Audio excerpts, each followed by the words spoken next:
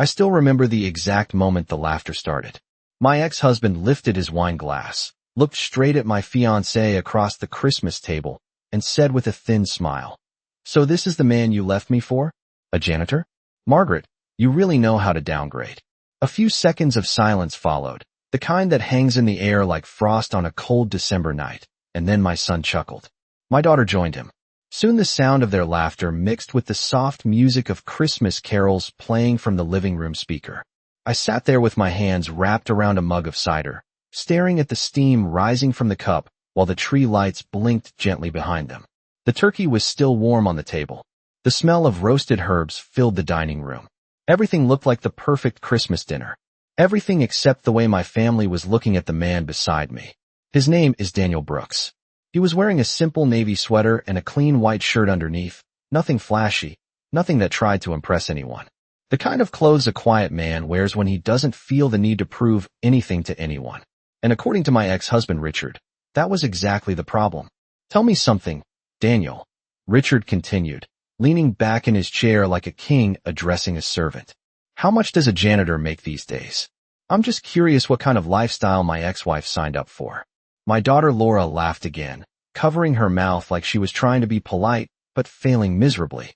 My son Ethan shook his head and muttered something about how mom used to fly business class everywhere. I could feel every word like a small stone landing on the table between us. But Daniel didn't react the way anyone expected.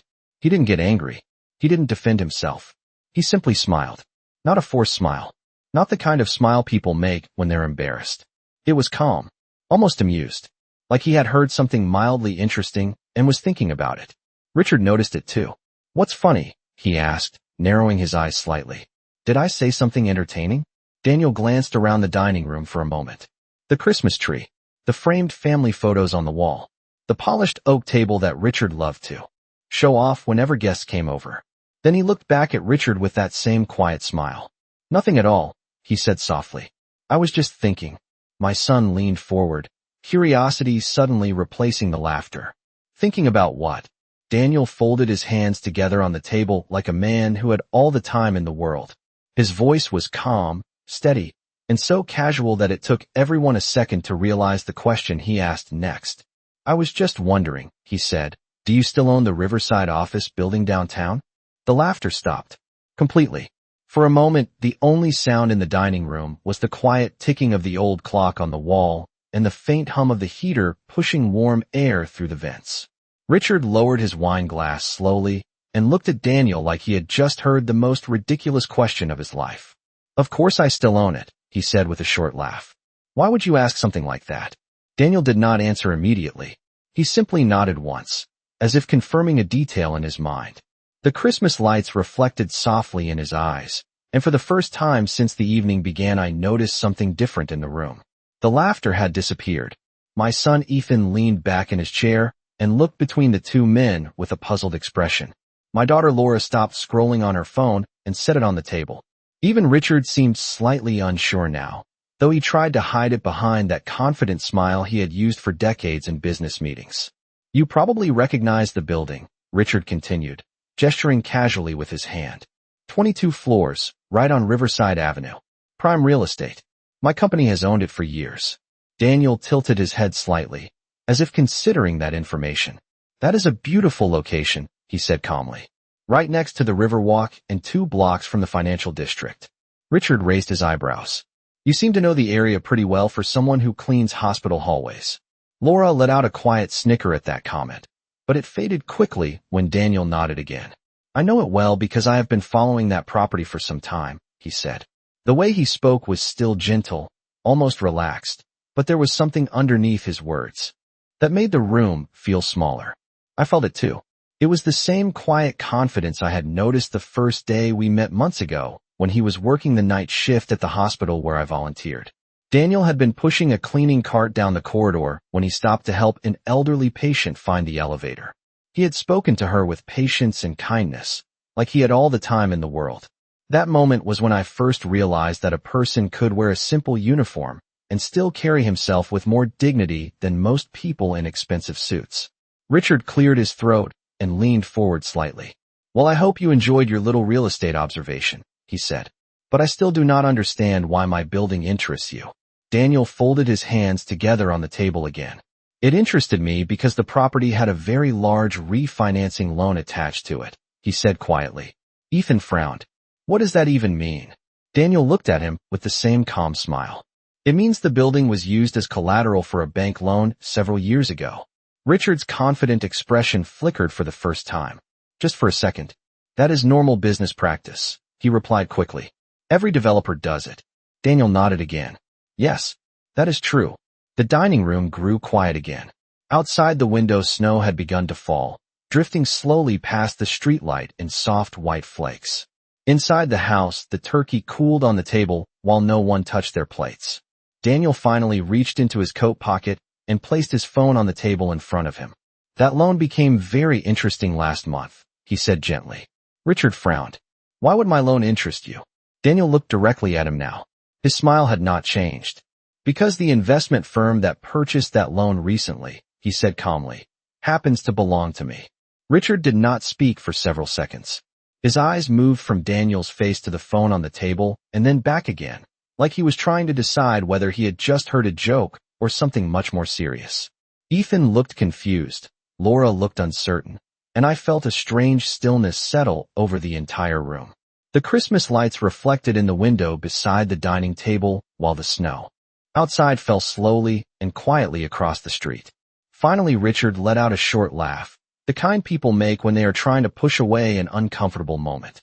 That is a good one, he said, leaning back in his chair again. You almost had me there. Daniel did not laugh. He simply turned the phone so that the screen faced Richard. The soft glow from the display lit up the table between them. I could see an email on the screen and several lines of legal text beneath it. Richard leaned forward slightly to read it, and I watched the color in his face change little by little as his confident expression faded. Laura looked over his shoulder. Ethan stood halfway up from his chair, so he could see the screen better.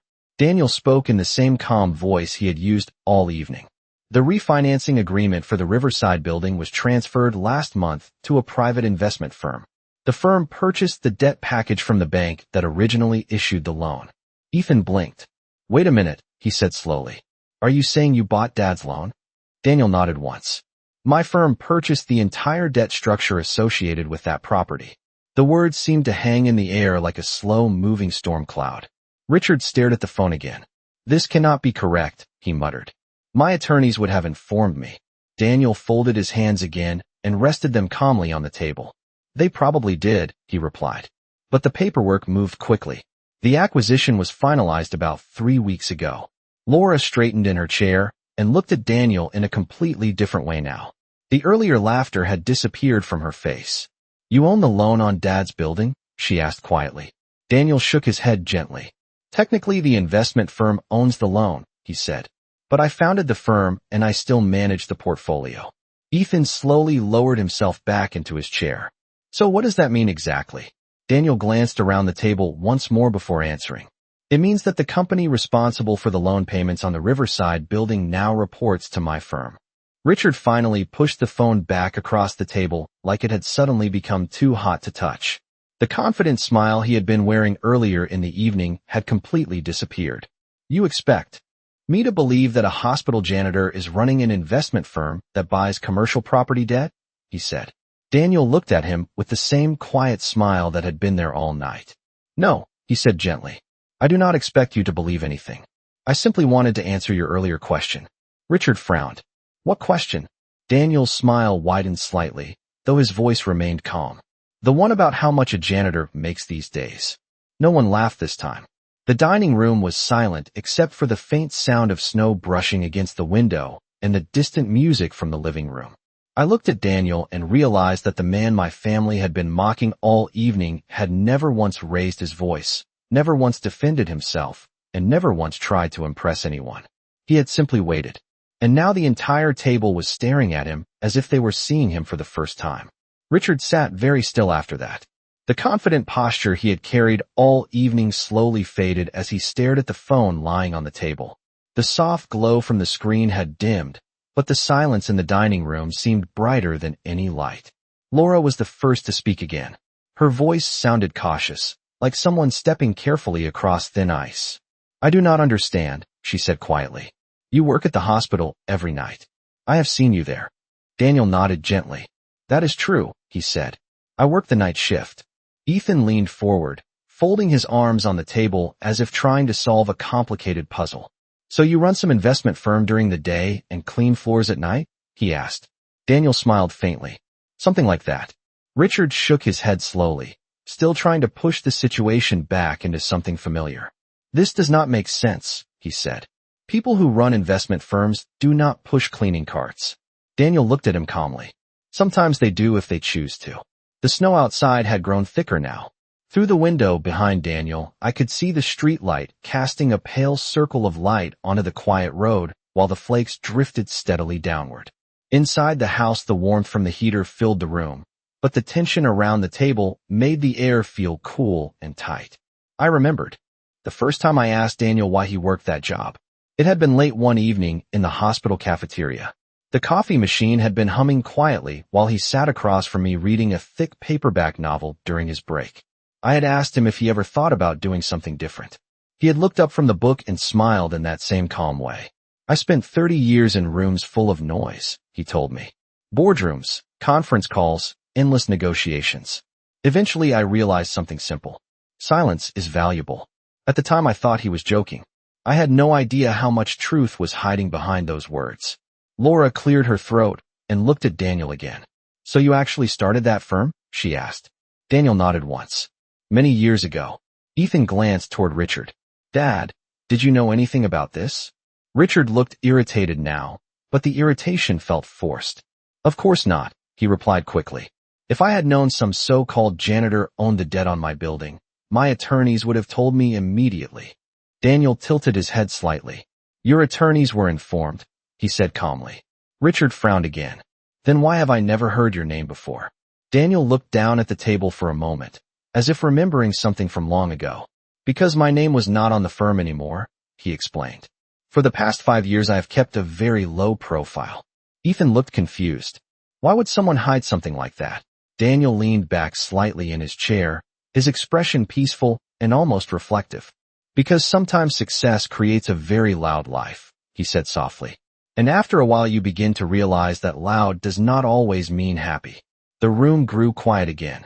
I watched my children carefully, noticing how their expressions had changed since the beginning of the evening. The easy laughter was gone. In its place was a cautious curiosity, the kind people show when they realize they may have misunderstood someone completely. Richard finally spoke again, but his voice had lost some of its earlier certainty. So let me understand this, he said slowly. You ran some investment empire, then decided to clean hospital floors for fun? Daniel shook his head gently. Not for fun, he said. For peace. Then he looked around the Christmas table once more and added, quietly, and because it reminded me of something important. The way people treat you when they believe you have nothing tells you everything about who they really are. Richard did not respond immediately after Daniel said that. The words seemed to linger in the air like the faint scent of pine from the Christmas tree behind us. I watched my son and daughter carefully. A few minutes earlier they had been laughing, almost competing with each other to make sharper jokes. Now they sat quietly, studying the man they had dismissed all evening. Ethan finally cleared his throat.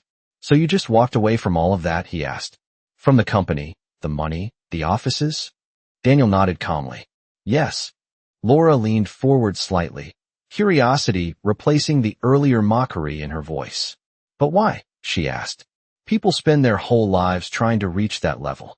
Daniel looked toward the Christmas tree for a moment. The lights blinked softly, reflecting in the glass ornaments hanging from the branches. Outside, the snow continued falling in slow, quiet sheets across the street. Because I realized something, he said. Success does not always mean peace. Ethan frowned slightly. That sounds like something people say when they lose everything. Daniel smiled again, though his voice remained gentle. Sometimes it is, he said. But sometimes it is what people discover after they have already won. Richard shifted in his chair, clearly uncomfortable with the direction of the conversation. This entire story sounds very dramatic, he said.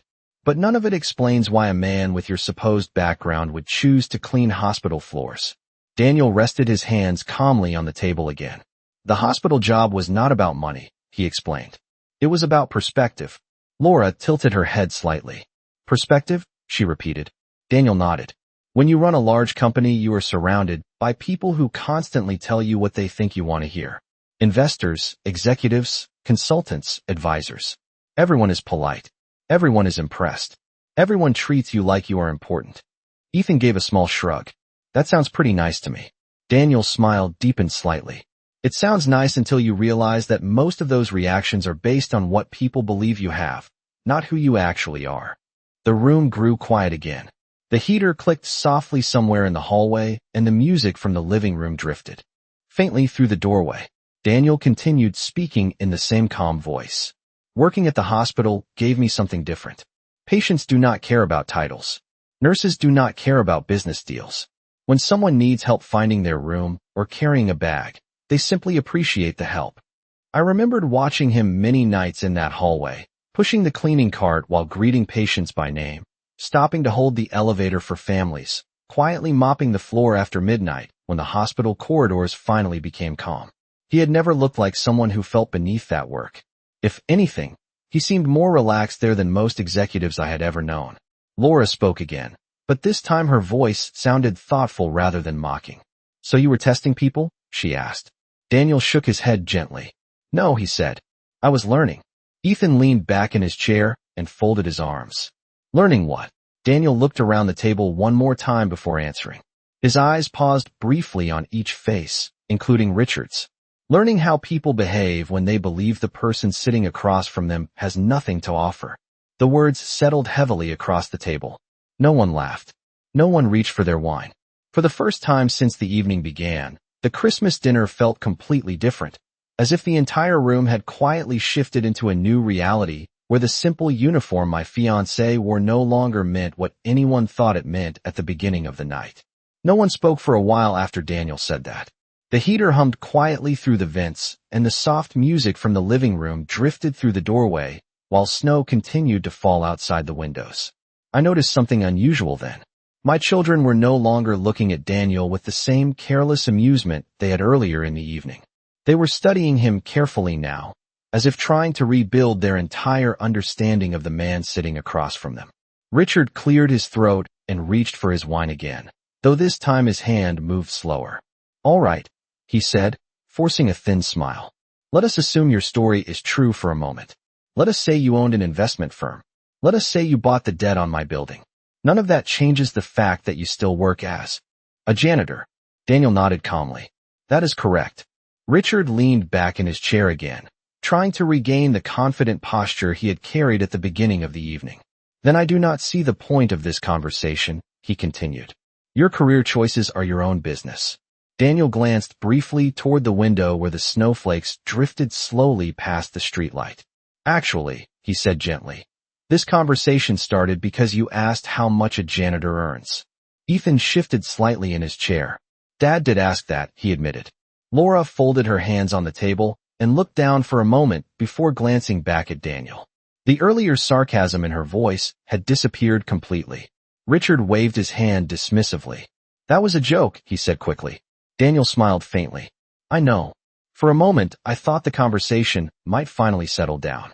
But then Daniel leaned forward slightly and tapped the phone on the table with one finger. However, there is one detail that might interest you, he said calmly. Richard frowned. And what is that? Daniel turned the phone again so the screen faced him. The loan agreement for the Riverside building includes a performance review every quarter, he explained. The next review date happens to be in 2 weeks. Richard's expression tightened. Yes, he said slowly. That is standard for commercial financing. Daniel nodded. It is. The room was quiet again. The snow outside had begun to collect on the edges of the street, and the distant sound of a car passing slowly through the neighborhood echoed faintly through the window. Daniel continued speaking in the same calm voice.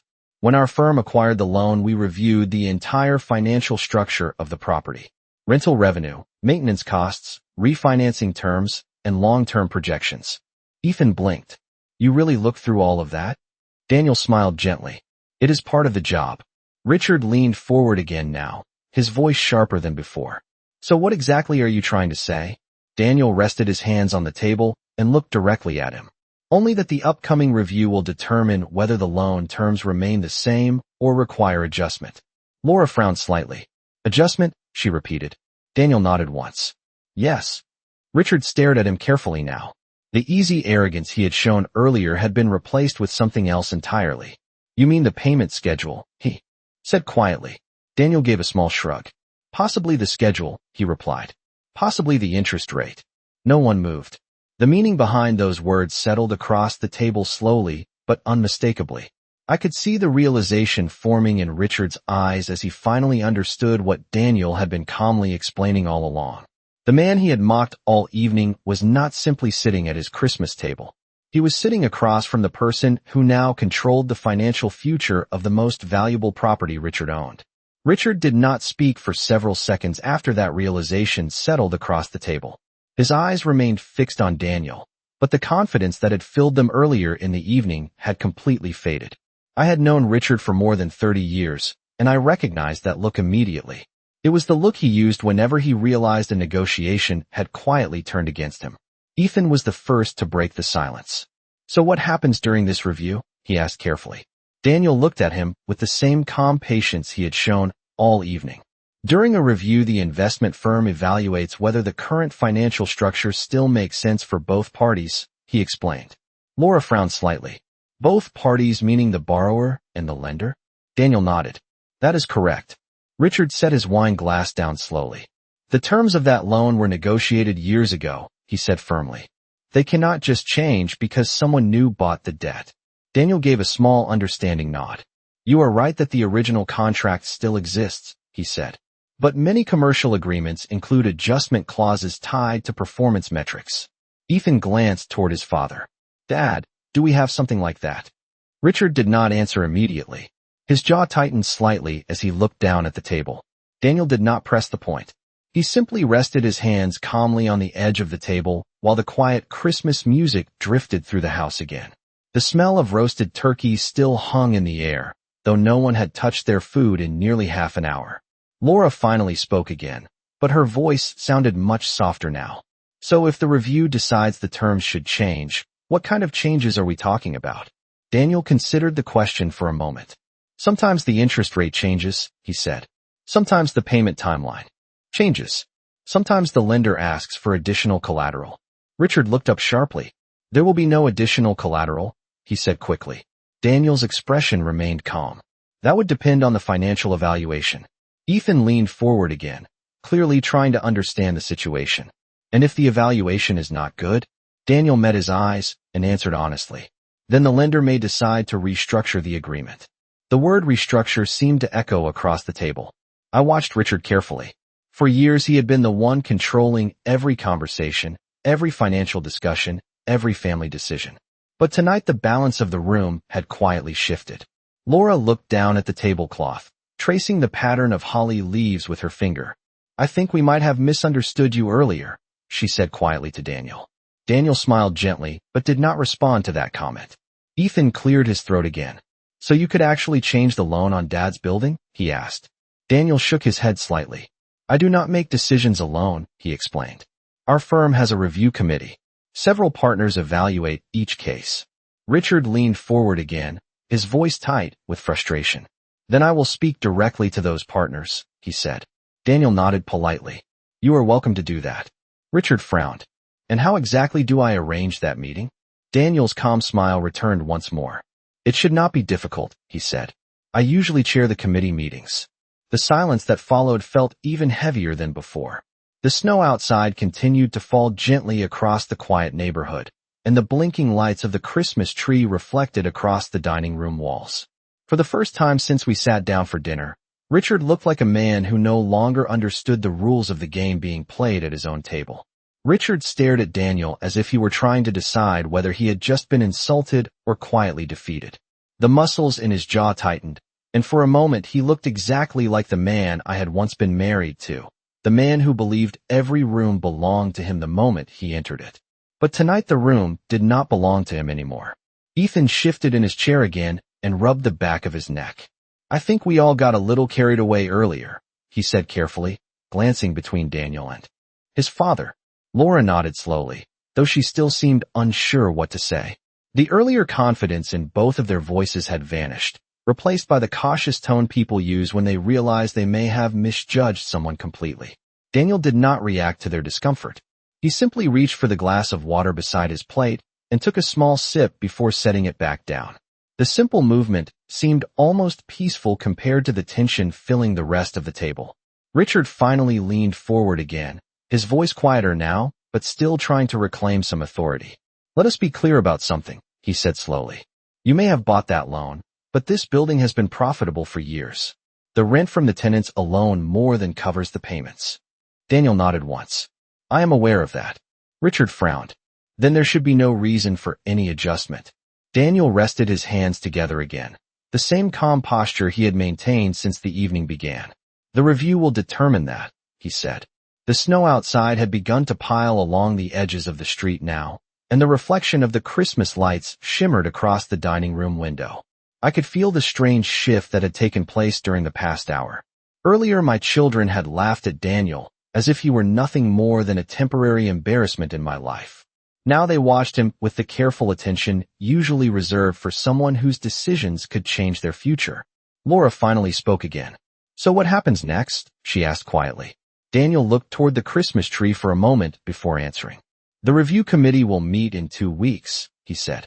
"We will evaluate the building's financial structure and decide whether the existing loan terms still align with the firm's investment strategy." Ethan frowned slightly. "And if they do not?" Daniel met his eyes calmly. "Then new terms may be proposed."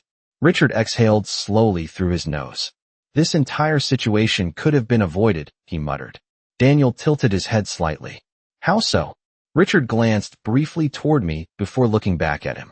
"If you had simply introduced yourself honestly from the beginning." Daniel considered that for a moment before answering. "I introduced myself exactly as I am." Richard shook his head. "You introduced yourself as a janitor." Daniel's smile returned, small and patient. "Because that is the job I do every night." Laura looked down at the table again, clearly replaying the earlier jokes in her mind. Ethan rubbed his hands together slowly, as if trying to warm them even though the house was perfectly heated. The Christmas dinner that had begun with laughter and teasing now felt like a quiet negotiation none of them had expected to attend. Daniel finally looked around the table once more and spoke in the same gentle tone he had used all evening. "But please do not misunderstand," he said calmly. "This review is not personal. Business decisions rarely are." Richard held his gaze for several seconds, and I could see the realization settling deeper in his expression. For the first time since we arrived, he looked like a man who understood that the evening had moved far beyond jokes about uniforms and job titles. The rules had changed, and the person holding those rules was sitting calmly across from him with nothing more than a quiet smile and a phone resting on the table. No one spoke for a long moment after Daniel said that. The quiet in the dining room felt heavier than anything that had been said all evening. Outside the window, the snow continued to fall slowly under the yellow glow of the streetlight, and the reflection of the Christmas tree lights shimmered softly across the glass. I looked around the table and realized how different everything felt compared to when we first sat down. Earlier there had been laughter, teasing, the careless confidence of people who believed they understood exactly who they were dealing with. Now every person at the table seemed to be measuring their words carefully. Ethan finally reached for his fork and moved the food around on his plate, though he did not take a bite. "So the review is in 2 weeks, he said quietly. Daniel nodded. "Yes." Laura glanced toward her father before looking back at Daniel again. "And until then nothing changes?" she asked. Daniel folded his hands calmly on the table. "The existing agreement remains in place until the review is completed." Richard leaned back slowly in his chair, staring at the tablecloth for a moment before speaking again. His voice had lost the sharp edge it carried earlier in the evening. "You seem very confident about all of this," he said. Daniel shrugged gently. "Confidence has nothing to do with it," he replied. "It is simply a process." Richard exhaled slowly and shook his head. "I spent 20 years building that property portfolio," he said. "Every negotiation, every contract, every tenant. It is not something I plan to lose because of a technical review." Daniel met his eyes calmly. "Then you should have nothing to worry about." The statement was simple, but the meaning behind it seemed to settle across the room once again. Laura looked down at the table, clearly thinking through everything that had happened during the past hour. "I think we owe you an apology," she said quietly. Ethan nodded slowly beside her. Yeah, he added. We probably should not have made those jokes earlier. Daniel smiled politely, though his expression remained gentle and relaxed. People often say things they do not mean during family gatherings, he said. Richard glanced toward me for a moment, then back at Daniel. I did not realize who you were, he admitted. Daniel's smile remained the same. You realized exactly who you believed I was. The words were not harsh, but they carried a quiet clarity that no one at the table could ignore. The heater clicked softly again somewhere in the hallway, and the faint sound of holiday music continued drifting through the house. After a moment, Daniel pushed his chair back slightly and stood up. The simple movement drew everyone's attention immediately. I believe Margaret and I should head home, he said calmly. The roads will become icy if the snow continues much longer. I stood up beside him, still processing the strange evening that had unfolded in front of me. For the first time since we arrived, my children looked slightly uncertain about how to respond. Ethan stood as well and gave a small nod. Drive safe, he said. Laura walked around the table and gave me a brief hug before stepping back again. Richard remained seated for a moment longer, then slowly rose to his feet. He looked at Daniel with a careful expression, as if trying to decide how much respect to show the man he had mocked earlier. We will speak again before that review, he said. Daniel nodded politely. I am sure we will. Then he placed his hand gently on my back as we walked toward the front door. Behind us, the dining room remained quiet, filled with the glow of Christmas lights and the half-finished dinner that no one seemed interested in anymore. As Daniel opened the door, the cold winter air rushed inside, and the soft snowflakes drifted past the porch light. He paused for a moment before stepping outside and glanced back toward the table where my family still stood watching us. The same calm smile returned to his face as he spoke one last time in that quiet, steady voice. Merry Christmas, he said, and for the first time all evening no one laughed. A quiet Christmas dinner turns into one of the most unforgettable family stories when a mother brings her humble fiancé to meet her ex-husband and their children. What begins as mocking laughter and careless insults toward a man they believe to be nothing more than a janitor slowly transforms into a powerful lesson about respect, character, and the dangerous habit of judging people by appearances. As the evening unfolds, the mother watches her children laugh along with their father while her fiancé calmly listens without anger, revealing patience and quiet dignity that contrasts sharply with the arrogance at the table. The story explores how a mother who has endured years of condescension from her former husband witnesses a moment that reshapes the entire family dynamic when the humble fiancé gently reveals that he is connected to the financial future of the ex-husband's most valuable property. Through subtle conversation, calm confidence, and unexpected knowledge of business, the fiancé turns a humiliating dinner into a moment of realization for everyone present. These kinds of emotional turning points are why audiences love family stories, because they show how respect and humility often matter more than status or wealth. The mother observes her children gradually shifting from laughter to silence as they realize the man they dismissed possesses far more wisdom and influence than they imagined. The narrative reflects on how people reveal their true character during moments of comfort and superiority, and how quickly that attitude can change when reality quietly rearranges the balance of power. Stories like this resonate deeply with viewers who appreciate thoughtful storytelling, emotional growth, and the unexpected twists that make family stories so powerful and relatable. By the end of the evening, the calm fiancé and the mother leave the house together while the ex-husband and the children remain behind reflecting on the consequences of their words, proving once again why meaningful family stories continue to capture attention and spark conversation among audiences who value dignity, patience, and the quiet strength that often speaks louder than pride. Character 1. A 67-year-old white American woman with gentle features and silver shoulder-length hair. She wears a modest winter sweater and simple necklace. Front-facing portrait, neutral expression, realistic lighting. No cartoon, no CGI, no illustration. Character 2. A 60-year-old white American man with calm, confident face and short gray hair. He wears a simple hospital janitor uniform with neat posture. Front-facing portrait, natural lighting, realistic detail. No cartoon, no CGI, no illustration.